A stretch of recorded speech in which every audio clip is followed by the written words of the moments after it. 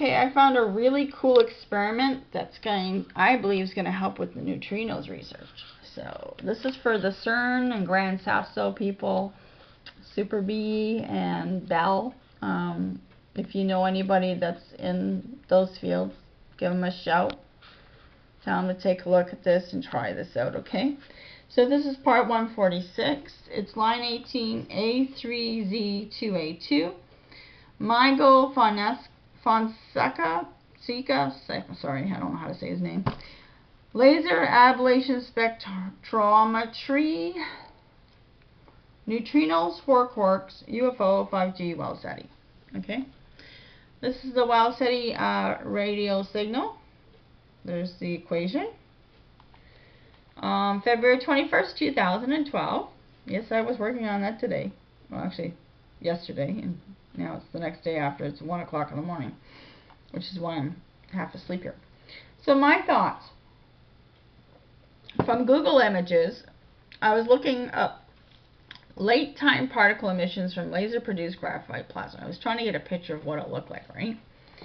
So I'm looking at the different pictures, and this person stood right out to me, and something told me I had to take a look at what he's got to say. So I clicked on his picture, and this is Miguel Fonseca. I'm sorry, I don't know how to say your name. This is what he's working on. These latter now ionized. So I just took a paragraph out of, he's got a whole section there for you, okay?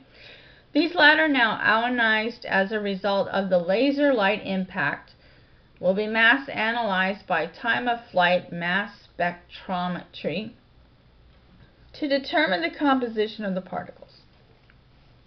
The focus of my research is on sulfates. Sulfates are known to be a major component of atmospheric particles, kind of like neutrinos, right? However, they are hard to detect, so are neutrinos. Using this technique and consequently pose an obstacle to an accurate compositional analysis of the particles. So this is he's from the home institution. His MRSCC mentor is Peter McMurray. The name of his experiment is laser ablation time of flight mass spectrometry. He's from the University of Minnesota, and there's their website, www.mrssec.umn.edu. that's where I found him. I don't know any of his contact information. You probably have to contact the university if you want to get a hold of his testing results to see what he's come up with, okay? So my thoughts continue. Something kept telling me to click on the image, and I was excited to read that he's currently testing a theory on how to find small particles that are hard to see in sulfur by coating them with an organic substance. In the last few lines of data, we find lithium coatings, blankets. I am wondering is there an organic mix of lithium plus magnesium that could be sprayed on neutrinos to make them flash or sparkle even brighter, allowing you to find the smaller 4 quarks that I've suggested? I'm just wondering. You need to contact this student and see what his findings are.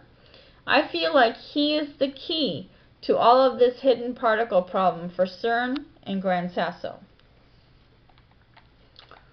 Okay, sorry. I did pull the whole thing from his thing. Okay, so I'll read it out to you. Laser ablation time of flight spectrometry is a technique that has been devised recently to characterize the size and composition of small individual gas-borne particles. Remember I said I wanted you to test liquid argon gas with neutrinos to see what would happen with them? So I'm wondering if you can use his test to do that, okay? The main mechanism is to direct a high-intensity ultraviolet pulse laser. Now, I did come up with the laser invention for you in, I think it's line 17 or line 18. I'm not sure which one it is. Again, the cross-reference will help.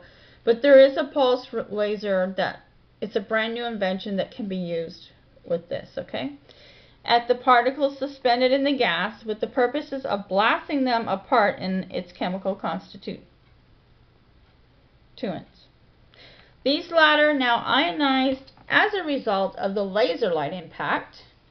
Again, this technology also from him can be used for the space elevator, because we're going to use a laser light for the space elevator, so keep this in mind for that as well. Okay, so it says the laser light impact will be mass analyzed by time of flight mass spectrometry to determine the composition of the particles. The focus of my research is on sulfates. Sulfates are known to be a major component of atmospheric particles. However, they are hard to detect using this technique and consequently pose an obstacle to an accurate compositional analysis of the particles. The objective of this project is thus to improve the efficiency with which sulfates can be detected. It is believed that sulfates come more readily detectable when coated with certain UV absorbing organic compounds prior to the laser ablation process. And for the record, I found another test result where they coated the particles with something as well. It's in either before or after this. It's in this line 18AZ. It talks about how they coated the particles and got them to flash brighter. Yeah, the sparkles. The sparticles they call them. So, yeah. Just, they kind of coincide with each other, right? So my goal is to develop a technique for coating ammonium sulfate particles with a controlled amount of selected organic compounds. The instrument to be used in coating the particles will be a commercial condensation particle counter CPC. It will be adjusted as needed to work appropriately with the target compounds that will have been chosen. I'm not sure if you would have this